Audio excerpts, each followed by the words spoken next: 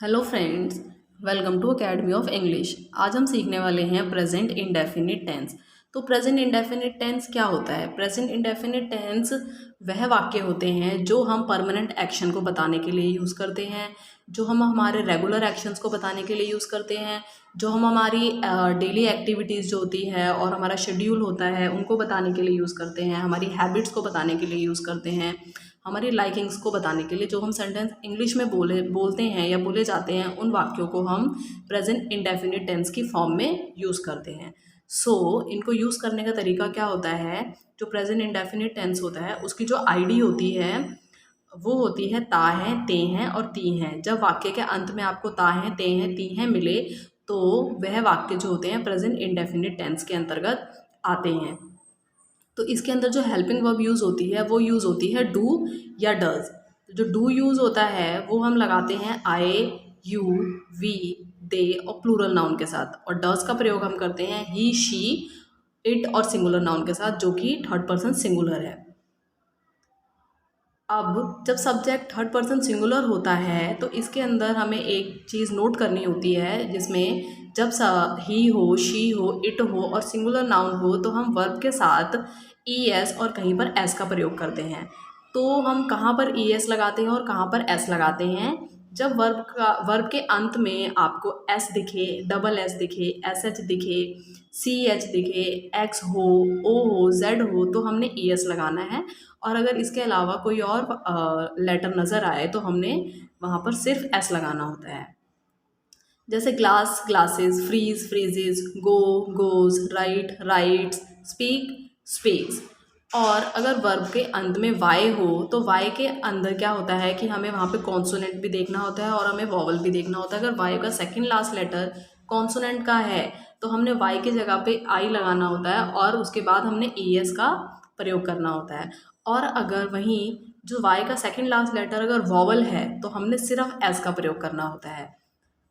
तो जो इसका रूल होता है, इसकी चार फॉर्म्स होती है: अफर्मेटिव, नेगेटिव, इंटेरोगेटिव और इंटेरोगेटिव नेगेटिव। अफर्मेटिव में हम सकारात्मक वाक्य बोलते हैं, नेगेटिव में हम नॉट लगाते हैं, इंटेरोगेटिव और इंटेरोनेगेटिव में हम प्रश्न पूछते हैं। तो अफर्मेटिव में क्या होता है, हमने सब्जेक्ट लगाना होता है, उसके बाद हम वर्ब लगाते हैं जो कि वर्ब की फर्स्ट फॉर्म होती है और फिर हमने ऑब्जेक्ट लगाना होता है। ऐसे ही नेगेटिव में क्या करते हैं, हम सब्जेक्ट लगाते हैं, फिर डू डज लगा देते हैं, और अगर आप इसकी कॉन्ट्रैक्शन फॉर्म यूज़ करते हो नॉट की तो डू में नॉट लगता है तो वो शॉर्ट फॉर्म बन जाती है डोंट, और डज में लगता है तो डजेंट बन जाती है। उसके बाद आपने वर्ब की बेस फॉर्म लगानी होती है और फिर ऑब्जेक्ट लगाना होता है। इसी प्रकार इंटेरोगेटिव में क्या करते हैं, हम इंटेरोगेटिव में हम हेल्पिंग वर्ब को बिल्कुल बाहर कर देते हैं और फिर हमने सब्जेक्ट लगाना होता है, फिर वर्ब और फिर ऑब्जेक्ट। ये ऐसे प्रश्न होते हैं जिसका उत्तर केवल हाँ या ना में दिया जाता है। जैसे do you go to office, तो इसका आंसर होगा येस। अगर आप जाते हो तो आप बोलोगे येस, अगर आप नहीं जाते हो तो आप बोलोगे नो। इसी प्रकार इंटेरोगेटिव नेगेटिव में हमने नॉट ऐड कर देना होता है बस, और इसके अलावा कोई डिफरेंस नहीं होता।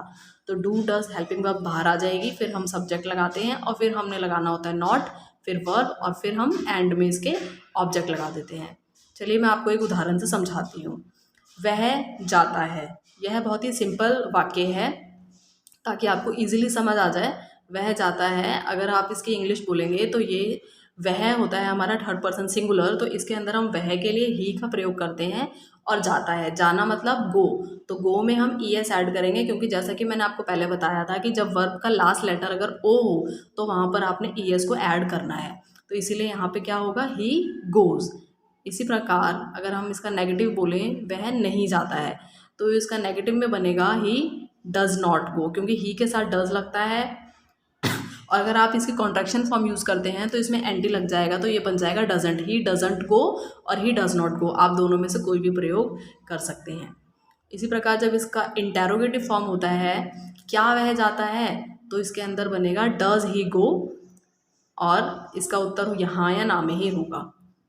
इसके बाद जो इसकी फोर्थ फॉर्म होती है जो कि इंटेरोगेटिव नेगेटिव होती है, इसके अंदर डज ही नॉट गो, क्या वह नहीं जाता है, तो इसकी इंग्लिश बनेगी डज ही नॉट गो और डजेंट ही गो। आप इन दोनों में से कुछ भी बोल सकते हैं। इसी प्रकार मैं आपको कोई और एग्जांपल देती हूँ। जैसे तुम खेलते हो, यू प्ले, तुम पार्क में खेलते हो, you play in the park.